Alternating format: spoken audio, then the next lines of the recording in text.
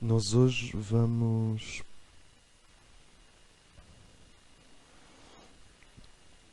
continuar a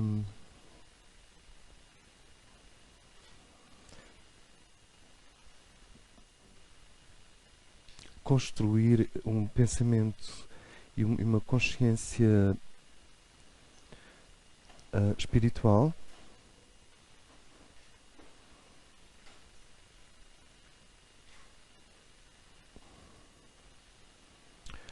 e vamos continuar a construir esse pensamento e essa consciência espiritual a partir ainda de algumas generalizações,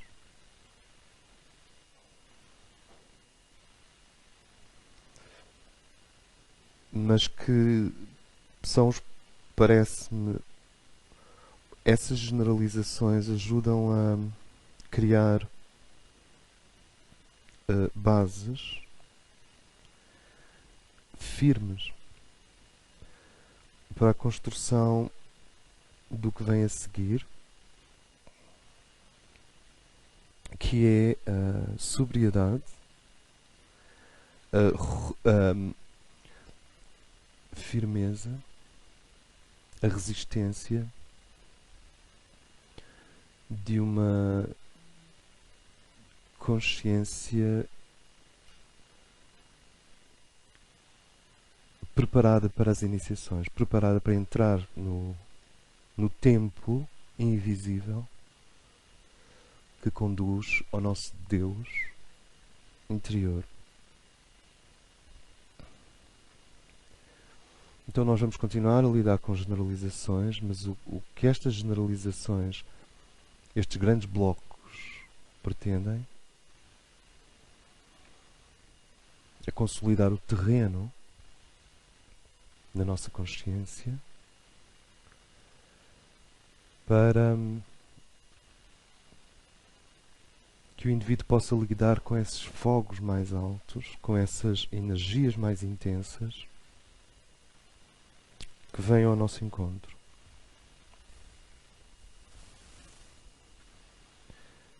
E estas generalizações são como os pontos cardeais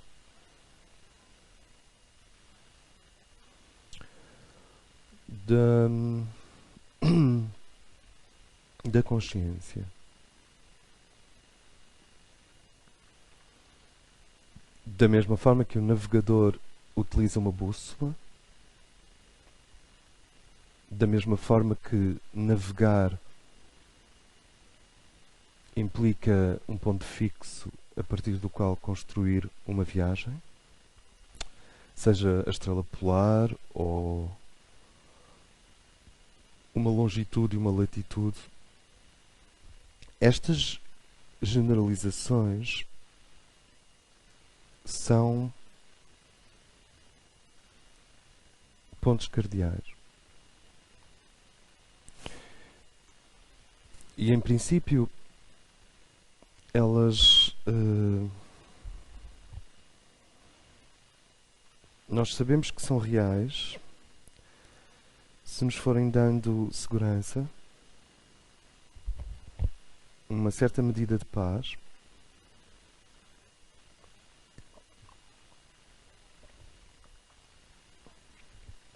e a capacidade de nos compreendermos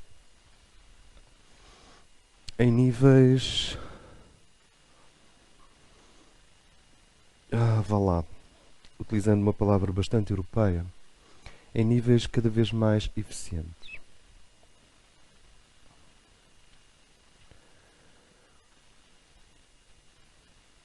Quando falamos de que o Uno liberta, começa por libertar do infinito potencial e da indefinitude que o Uno é, começa por libertar o o Pai. Claro que estamos a criar um início que é impossível no tempo.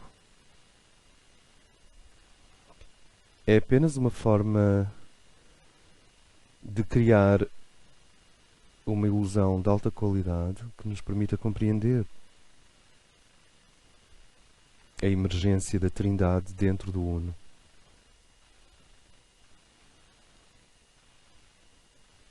E no último encontro nós tentámos contribuir para esta divisão entre conhecimento, que são distorções de qualidade cada vez melhor, cada vez maior, são ilusões cada vez mais bem conseguidas, e gnose, que é a participação da alma, da nossa psique e da nossa consciência. Para ser simples, é a participação do nosso coração no coração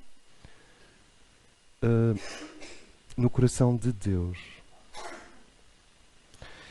Isto não significa que todo o conhecimento aconteça na mente e que toda a gnose aconteça no coração. Parece-me que a partir de uma certa fase tu começas a não conseguir distinguir o coração e a mente. E isso é bom. Isso é o estado que prepara a gnose.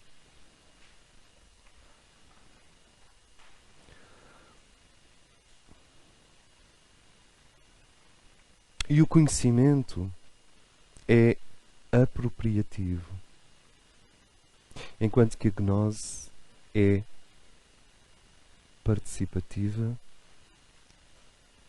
celebrativa e é como uma comunhão.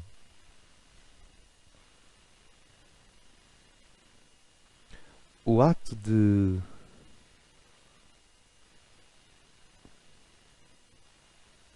assimilar a hóstia no ritual do Ocidente pretende ser, nós não podemos garantir que seja sempre, mas pretende ser um momento gnóstico.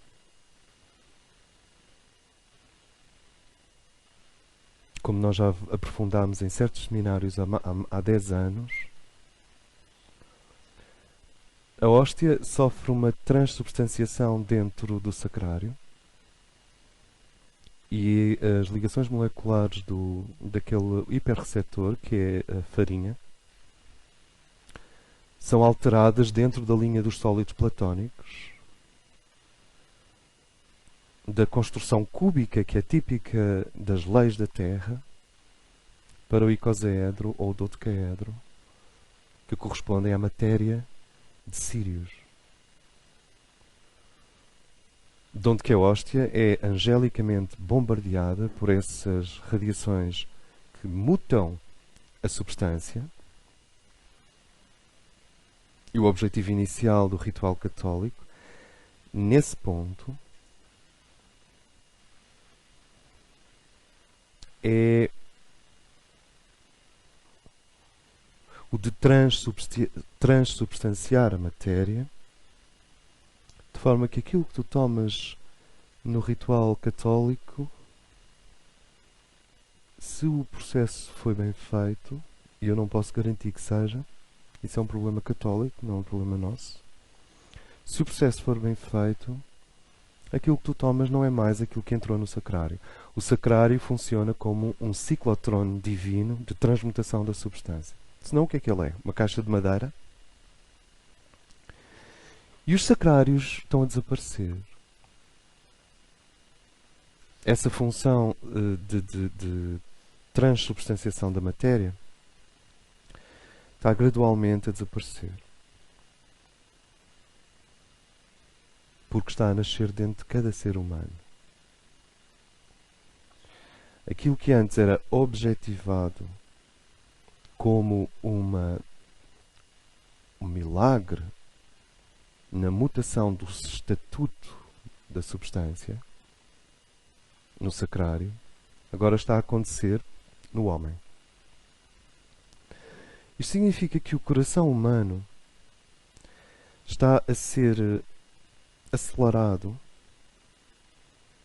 para novas funções. O coração humano está a ser sujeito a uma pressão maior de dentro nós chamamos essa pressão, como nós vamos ver, a luz e o amor. E de fora, nós chamamos essa pressão as trevas. E para que o coração humano se possa tornar um centro, primeiro, de transmutação, segundo, de transubstanciação, eu preciso de fazer duas ligações. Para se tornar um centro de transmutação, que é um termo que só se aplica a forças psíquicas, astrais, vitais e mentais, não se aplica à matéria, não se transmuta a matéria, transubstancia-se a matéria. Para que o coração se possa transformar num centro de transformação, de transmutação de forças vitais, psíquicas, astrais e mentais, portanto das trevas, eu disse forças, eu preciso fazer uma ligação ao centro da cabeça.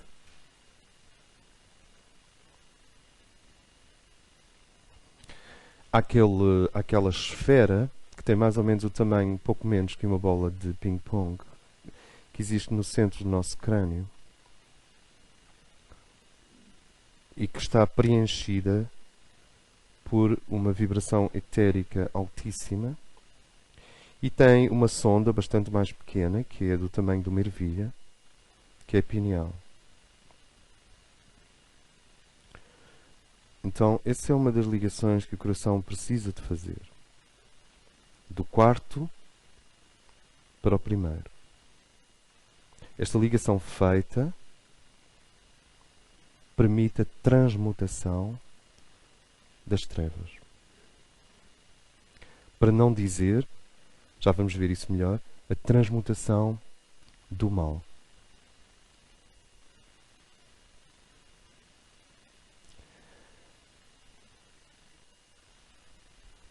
Para que o coração possa operar a transubstanciação da matéria, ele necessita fazer uma ligação ao sacro, à base da coluna vertebral,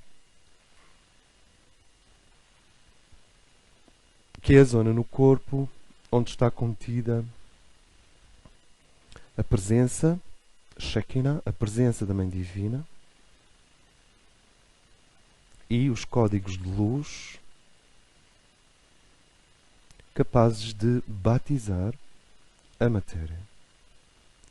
Então, a função batismal, a função abençoadora, para cima, tende para a transmutação. Na direção da base do cosmos, tende para a transubstanciação.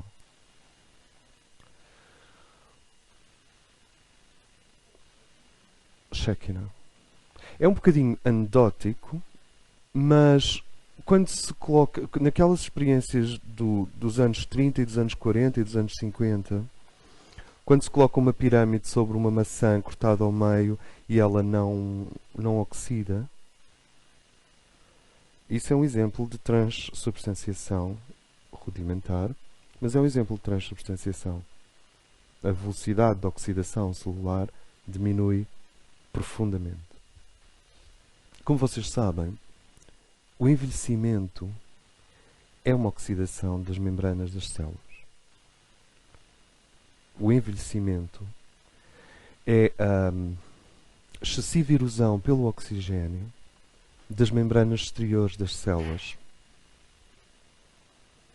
Esta erosão vai produzir uma dificuldade das células se regenerarem e manterem as suas funções, o que vai atrasando a operação de fundo que cada órgão, rins, fígado, pulmões, etc., deve fazer para manter o corpo a funcionar bem. O envelhecimento é uma oxidação. Como um prego dentro d'água oxida, como uma maçã cortada ao meio oxida. Se for uma maçã reineta, oxida mais depressa que as outras. Depende da quantidade de ferro que estiver presente. O coração, conectado com a base da coluna vertebral, interfere diretamente na velocidade de oxidação das células. E o coração, integrado ao centro da cabeça, interfere diretamente com o caos, isto é, com as forças das trevas fora do seu lugar. Mas existe uma terceira realidade, que é o que se pode chamar transformação.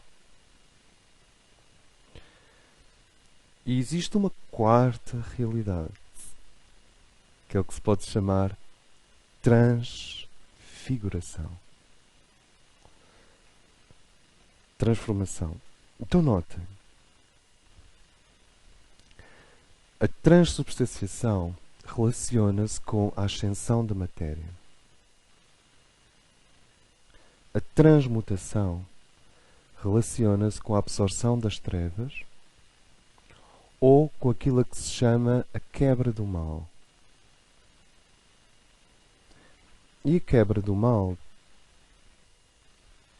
consiste em desfazer uma força negativa. Agora não estou mais a falar das trevas, estou a falar do mal.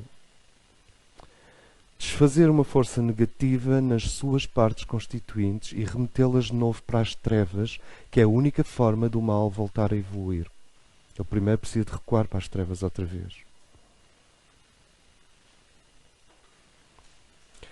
A transmutação do mal consiste em decompor uma força involutiva, negativa, nas suas partes constituintes. O mal é um conjunto de forças e até às vezes de energias mal estruturado. É um bem fora de lugar. Ou é um abuso de desatualizações. Algo que era admissível há 5.000 anos e continua a persistir. E agora persiste conscientemente. Isso é um mal. Não há mal sem consciência. E a transmutação do mal é o que acontece quando a tua aura quebra essa má construção energética e de forças e remete essas forças e essas energias, as energias para o alto, libertas. Se vocês quiserem, há uma volatilização dessas energias. E as forças negativas que compõem aquele aglomerado são decompostas nas suas partes constituintes e são remetidas de novo para as trevas. E a partir dali então podem integrar-se à luz. Não sei se me faço entender. E isso, ainda que tenha sido descrito de uma forma um pouco rudimentar, é a transmutação.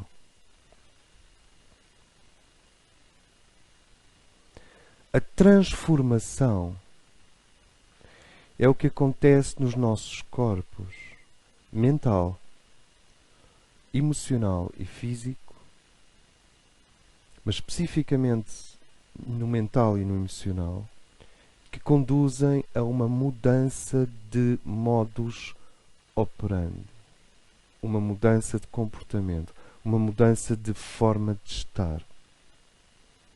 A transformação é psicológica. E a transfiguração é o que acontece na identidade quando uma antiga identidade dá à luz uma nova imagem de si, uma nova identidade. A transfiguração é identitária, se quiserem. Tem a ver com a imagem e com a consciência de si. Organizando. Vamos começar por baixo. Transubstanciação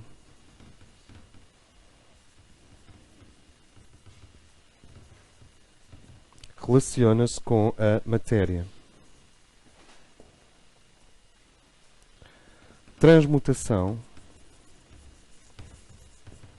relaciona-se com as forças vitais, astrais, mentais, que tenham como denominador comum a treva.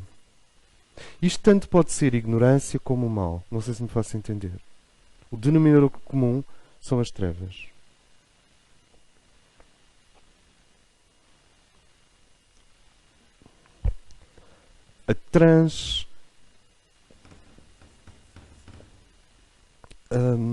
A transformação acontece na personalidade e tem a ver com uma mudança no plano do comportamento. A transformação é sempre dinâmica porque é altamente visível. As pessoas estão dispostas a mudar de casaco, mas não estão dispostas a mudar de modus operandi, de relação com a vida. Então, tu podes mudar de casaco, quer dizer mudar ligeiramente psicologicamente, e no entanto não houve transformação. E tu podes continuar com o mesmo casaco, com os mesmos gatos, com as mesmas bolachas, com os mesmos netos, e houve transformação. Porque a transformação é uma mudança de comportamento profunda. Nós já lá vamos. E depois existe a transfiguração, que está relacionada com uma mudança de identidade. E passa-se no plano do eu, se quiserem. Transubstanciação implica uma ligação do coração à base da coluna vertebral, onde o poder daquilo a que nós chamamos amor e o poder daquilo a que nós podíamos chamar a força da Mãe Divina, a Shekinah, a presença e a força da Mãe Divina, atingem o ADN e ativam zonas no ADN que diminuem a oxidação celular, alteram o ciclo do ATP, trifosfato de adenosina, diminuem a necessidade da célula de consumir fósforo, criam um equilíbrio homeostático elétrico na célula entre o interior da membrana e os canais linfáticos, de forma que a célula precisa de menos alimento, menos energia, e quando ela faz esse equilíbrio do ATP, do trifosfato de adenosina, quando nós começamos a estudar a ascensão aí vamos ver isso claramente. Quando ela faz esse equilíbrio,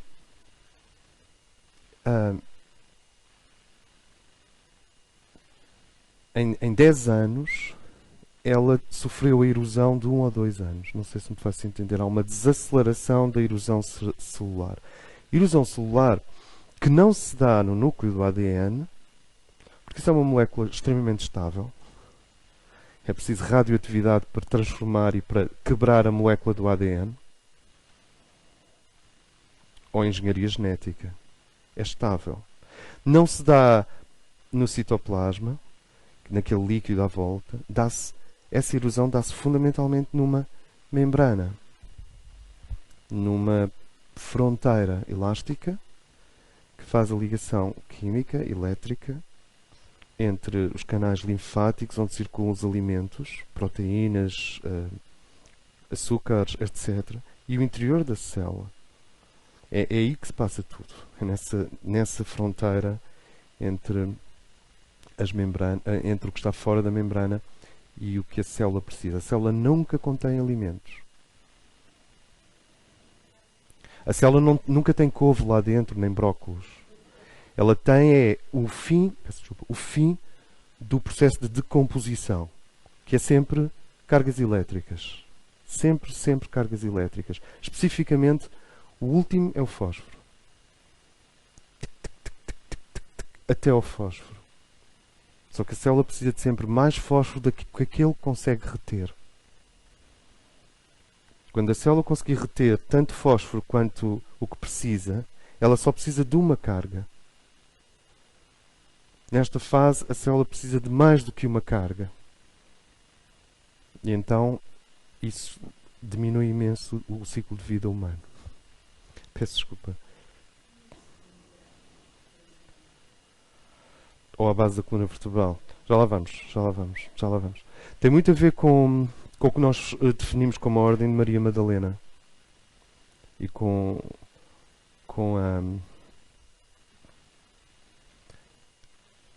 uma das, ou algumas das disciplinas que foram mais escondidas no Ocidente, como se imagina. Nós vamos passar por aí. Obrigado. Transubstanciação relaciona-se com a ligação entre o coração e a base da coluna vertebral. E está relacionado com a possibilidade de abençoar de forma batismal a matéria. Como se tu pudesses dizer, matéria, também tu existes. E matéria, também tu és admitida ao ciclo da luz e da consciência. E matéria, também tu seguirás até ao alto. Este batismo da matéria, esta bênção da substância, é um ato das ordens sacerdotais femininas por excelência. Ainda que o iniciado passará a conter todas as ordens dentro de si. Eu gostaria de chamar a atenção para isto. A feminina que batiza a matéria, as ordens de Miguel, e que está muito ligada à energia de São Jorge, que transmuta esta transmutação vital astral que lida com as trevas, daí a questão do cavaleiro cristão e do dragão. E assim sucessivamente, depois tem a ordem de Enoque, a ordem de Melquisedeque e a ordem de Miguel. Quer dizer, e ainda há outra. Todas estas ordens deverão ser recapituladas em nós como competências existenciais, sabendo que por detrás de cada uma dessas competências existenciais existe uma ordem inteira celeste. Isto é uma boa notícia. As nossas competências existenciais, isto é, perante a existência vindas do Espírito, não são conseguimentos e triunfos, sucessos ou invenções do indivíduo apenas, como uma bolha singular. Não é singular, é plural. Há uma ordem inteira de seres que opera contigo, cada uma destas competências. Vocês imaginam transubstanciação,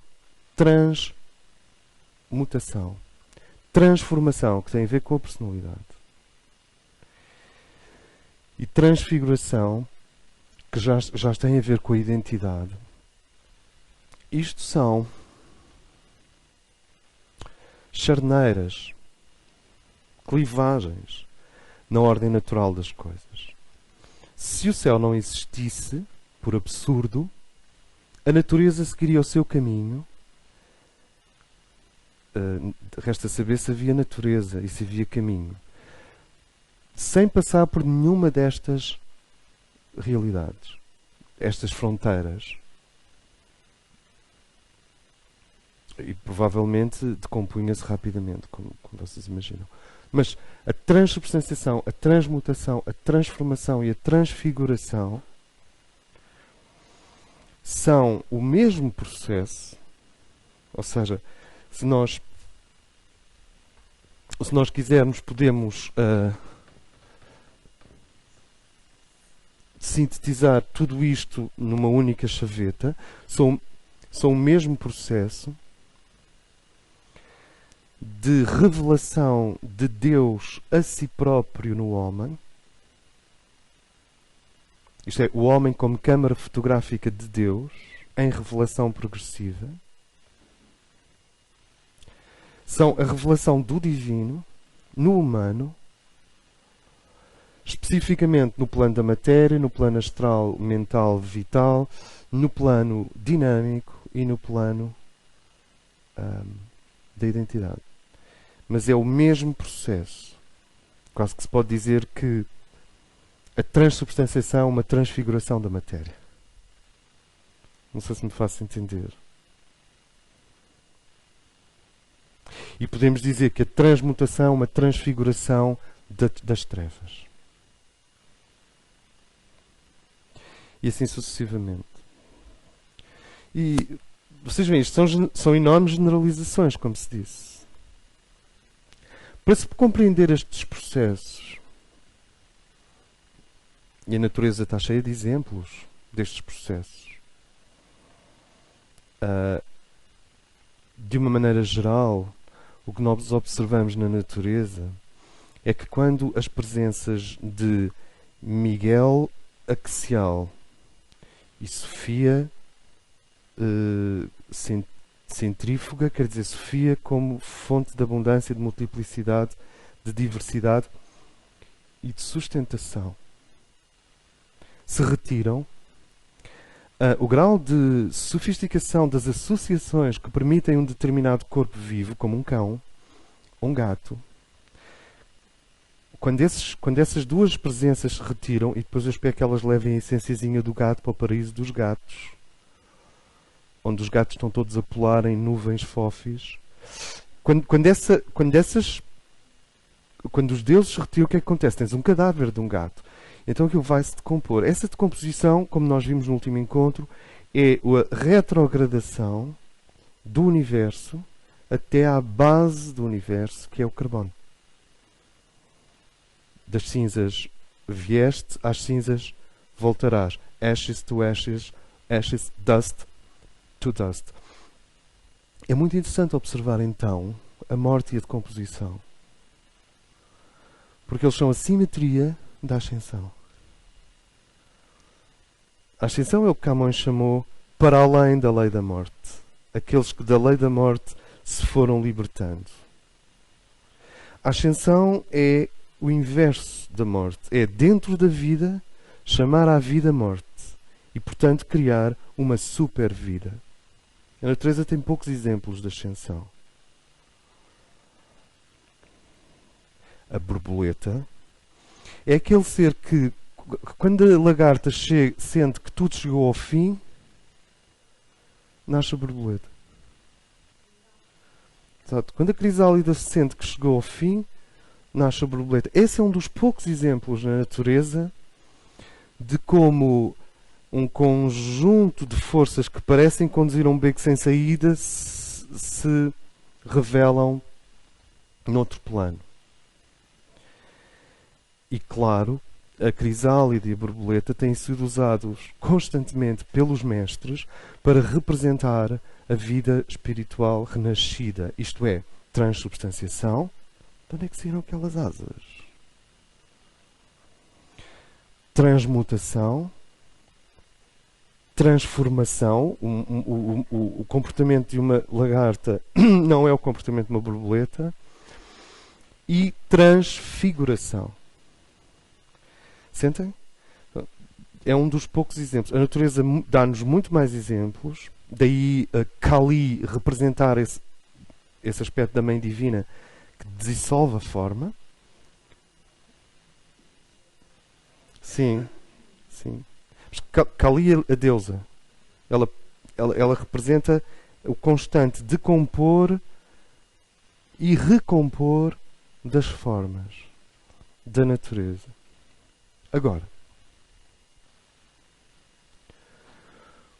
os grandes blocos para a compreensão da ascensão e, portanto, para a compreensão do nosso lugar neste mundo de forças e de energias são, e vamos continuar com as generalizações, são a divisão que nós já vimos no último encontro entre a luz e as trevas.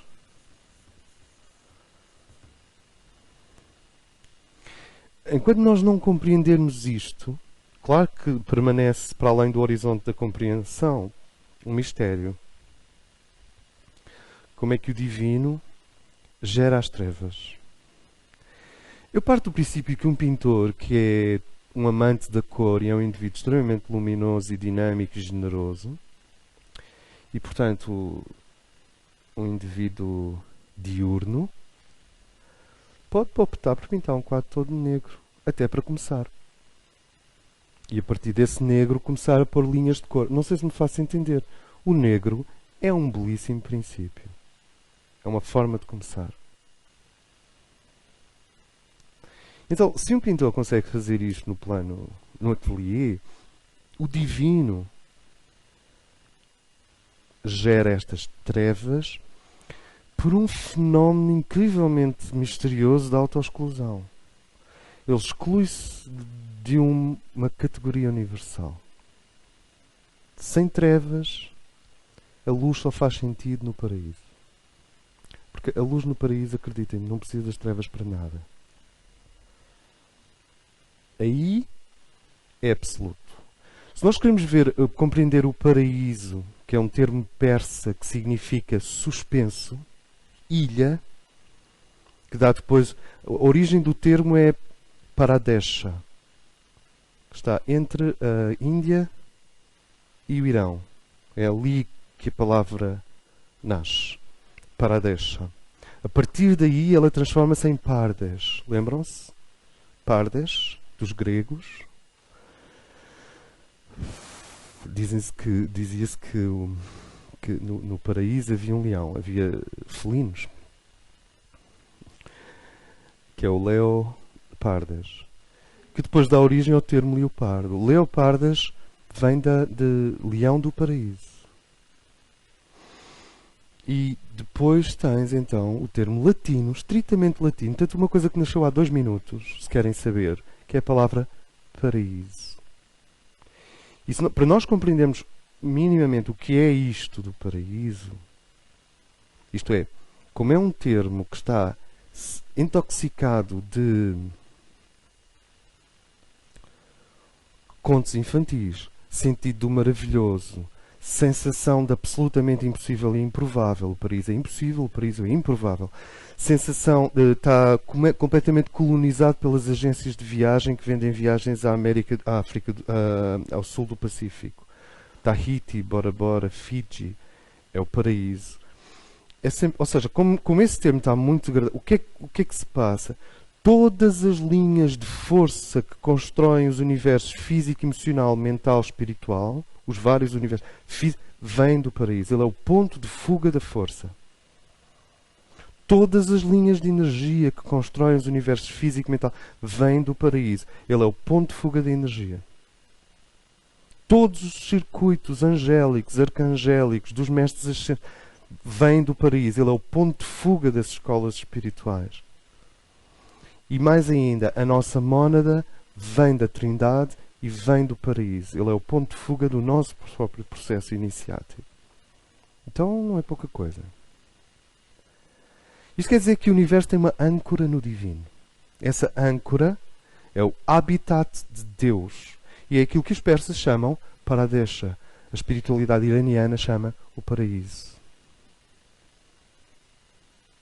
E o comando a estar chama o grande Sol central.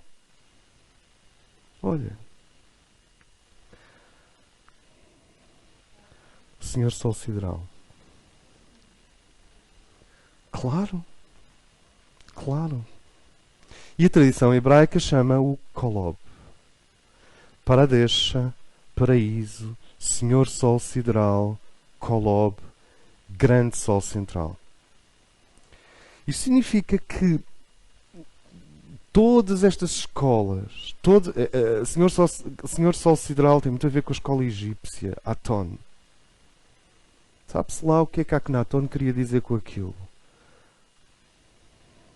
Não devia ser o Sol, porque o Sol já era venerado antes dele com o nome Ra, portanto não representa uma novidade. A proposta de Akhenaton e Nefertiti não é uma novidade, porque Ra já lá estava como representante do Sol de alguma maneira. Portanto, quando ele diz o Egito inteiro, ok, tirem estes deuses, agora é Aton.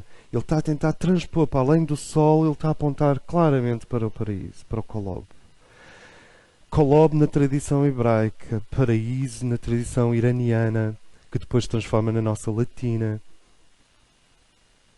Senhor Sol sideral na tradição egípcia, Aton na tradição egípcia. Claro que se pode dizer, mas esse é o paraíso ou é Deus? Porque Senhor Sol sideral À distância, os dois confundem-se. Não sei se me faço entender. Só quando tu chegas lá e entregas o bilhete e entras, é que há uma distinção clara entre o habitat lumínico supremo do paraíso e a própria concentração da Trindade. E grande Sol central, segundo o comando Ashtar. Portanto, afinal, estas coisas são conhecidas. Não diretamente, mas sempre nos falaram delas. E a luz no paraíso não necessita de trevas. Ela é. Essa ausência de dualidade da luz na luz é o que a nossa tradição chama glória. A luz de glória. Ela não precisa de oposição. É muito importante compreendermos isto, porque nós somos criados na dualidade. Nós vimos da ignorância para a luz. Pelo menos uma parte da nossa psique. Nós vimos das trevas para a iluminação. Nós vimos da morte para a imortalidade. Ou seja, nós somos Assat, que se está a tentar transformar em Sat. Nós somos Assúria, que se está a tentar transformar-se em Súria. Nós somos trevas, psiquicamente falando, que se estão a tentar transformar em luz. Então é muito difícil a noção de uma luz que não precisa de oposição para ser luz. E por isso é que a tradição não fala em luz quando se refere a essa irradiação divina. Fala em glória. E que a luz que nós atingimos aqui é um reflexo dessa glória. Esta divisão entre a luz e as trevas é um dos building blocks de toda a compreensão espiritual. Nós começámos a falar nisto pelo menos há 15 dias. É fundacional compreender esta divisão. O segundo bloco é a noção de que a luz penetra as trevas. Não sei se isto é agradável ou desagradável, mas é a noção de que a luz desce às trevas. Vocês vejam, duas frases tão simples, estão no início da nossa tradição. E Deus dividiu a luz das trevas. E a luz brilhou nas trevas. Este é o segundo bloco para nós compreendermos a psicologia do sagrado. Isto é assim, é como se precisássemos de congelar um bocadinho isto, para sentir. Há uma divisão no seio do divino. As trevas correspondem. As trevas não são um espaço escuro. Isso é o espaço. Assim, escuro. As trevas são toda a potência, força, são o substrato, são a matéria-prima, o psiquismo primo, a psique arcaica universal, que é o psiquismo primo, são as matérias-primas do cosmos, sem as quais os deuses permanecem potentes no paraíso, mas impotentes no universo, porque a potência é dada por essas trevas. Não sei se me faço entender. Estas potências de base, vocês reparem que nós vamos caminhar lentamente para o indivíduo. Olha, cá está ela. É uma borboleta? Não, é uma traça. Ok. Não se pode falar das coisas que ela... Nós vamos caminhar do macro para o microcosmos. Normalmente o ser humano fica um pouco impaciente quando ouve falar de coisas universais e imensas e nunca mais se fala do problema dele segunda-feira de manhã. Como se nós, bolas, mas então o que é que eu faço com isto? As escolas mais profundas, parece, não são escolas para impacientes.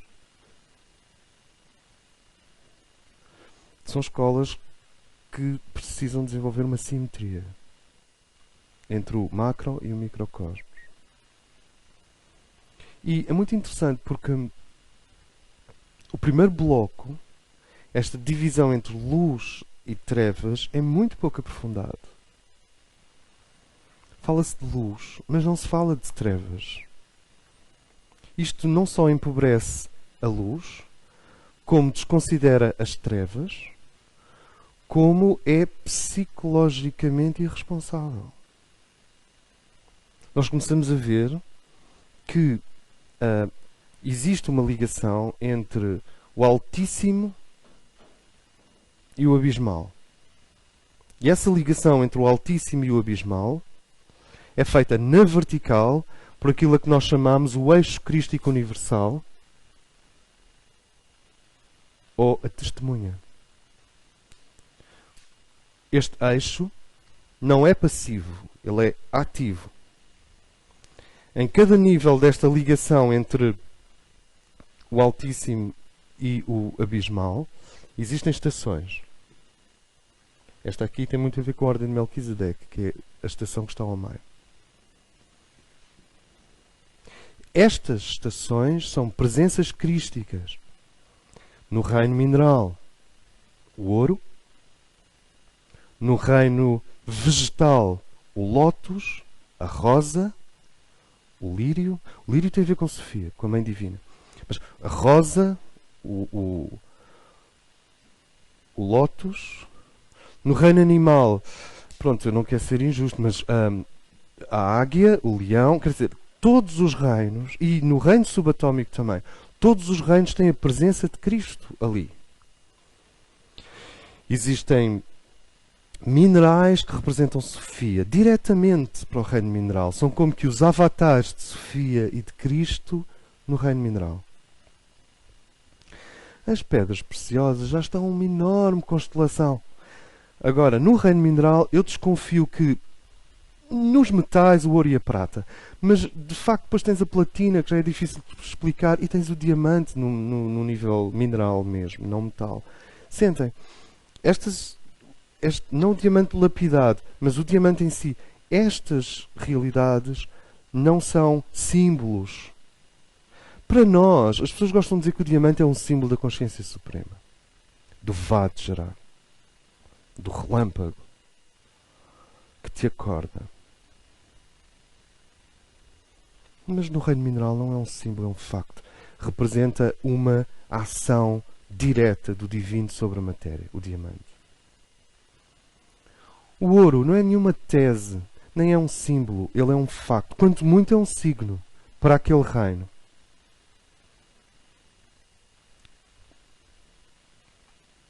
No reino vegetal, existem em todas as culturas uma planta que sintetiza a questão da energia divina e do Cristo. Do eixo vertical que atravessa todos os eixos horizontais. Percebem o que é que estamos a chamar Cristo neste contexto? Cristal, exatamente. A raiz é a mesma. E depois tens o reino animal, onde há animais que representam os mesmos princípios. E este eixo crístico tem estações ao longo dele. Essas estações, como se disse, podem ser formações minerais, formações espécies do reino vegetal. A orquídea tem muito a ver com a energia da Mãe Divina, em certos aspectos, mas tem estações. Portanto, ele não é passivo. Ele é totalmente ativo.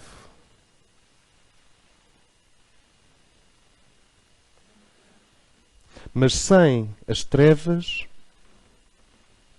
não há diamante, não há turquesa, não há turmalina. Bem, mas turmalina é óbvio. Não há, porque é bem negra. Não há diamante, não há turquesa, não há águia, não há leão, não há nada. Sem as trevas não há nada. Há a glória, o esplendor, até um certo ponto. Sem as trevas há o paraíso e os deuses criadores numa imensa latência. Mas não existe, agora vem outra palavra que é um bloco da nossa compreensão. Não existe obra. Que, do ponto de vista do Pai, é o que nós chamamos a criação. Do ponto de vista do alquimista e do iniciado e do adepto, é o que se pode chamar a opus, a tua grande obra. A tua vida é a tua obra. A pessoa não precisa de ser o Picasso. Não tem que deixar cá 1000 e tal quadros ou 20 filmes geniais. Ou ninguém tem que... Porque isso é só uma particularização. e a forma como certos indivíduos resolveram o seu problema. Obra. E pode-se dizer que a cruz é a relação do indivíduo com a sua obra. Quer dizer, quem rejeita a sua cruz, rejeita Cristo. Não no sentido fanático de rejeitar Cristo e todas aquelas variações emocionais à volta de Cristo. Não, não é isso. A obra é a forma como tu enfrentas o problema cósmico. Não enfrentar o problema cósmico é permanecer despolarizado, impotente, infantilizado, travado, a menina à janela, o menino no parque de infantil. É permanecer numa eterna infância psicológica. Claro que há pessoas que estão cansadas. E há pessoas que estão desvitalizadas. E há pessoas que estão desmotivadas. Mas assim que elas compreendam a profundidade e a altura e a largura da obra, essa é uma nova oportunidade, eu quase posso garantir isto, de elas serem recarregadas, reenergizadas. Porque afinal o que nos cansa é a falta de sentido. E quando nós compreendemos o problema cósmico, compreendemos o sentido. Mesmo que o indivíduo diga, mas porquê as trevas? Mas porquê a luz? Mas o que é que eu tanto... Mas quem é que me chamou? Ninguém me perguntou nada. O que é que eu estou aqui a fazer? Ok. Mas antes de mais nada, antes da pessoa voltar a um novo pessimismo cósmico, precisa de recuperar uma visão ampla do que é a obra. E ninguém percebe o que é a obra sem esta divisão entre as trevas, forças, potências, agentes, dinamismos, tendências. As trevas não são espaço vazio, elas são toda a potência de Deus sem a consciência. Não é nenhuma brincadeira. Eu não me iria lá meter. É como tentares ler um poema para um vulcão. Tu podes ler o poema para vais lá à boca do vulcão, vulcão, vou-te ler um poema e aquilo... E tu começas a ler o poema, qualquer um. Olha, a oração de São Francisco. E os helicópteros lá em cima com o megafone. Saia daí! E tu ali a ler o poema. As trevas são potência. Então não é uma coisa que tu te possas aproximar e muito menos afastar. Isso então é de loucos. Podemos dizer o contrário. É uma coisa que não te possas afastar e muito menos aproximar. Isso é de loucos. Tem muito a ver com lava. A lava é esta substância maravilhosa, cor de laranja iridescente, de que toda a gente foge até estar em segurança. E assim que estamos em segurança, paramos para olhar. Uau, tão lindo. Tão lindo não, tão terrível. As trevas têm muito a ver com isso. E, portanto, enfrentar o problema cósmico é enfrentar a relação. Eu não quero ser aqui um dualista. Nós estamos aqui pleno quarto raio. O raio da harmonia através do conflito. É necessário conhecer, é necessário enfrentar, é necessário consciencializar. E, portanto, os blocos de fundação de uma consciência espiritual dinâmica são, em grande parte, a de separação entre as trevas e a luz.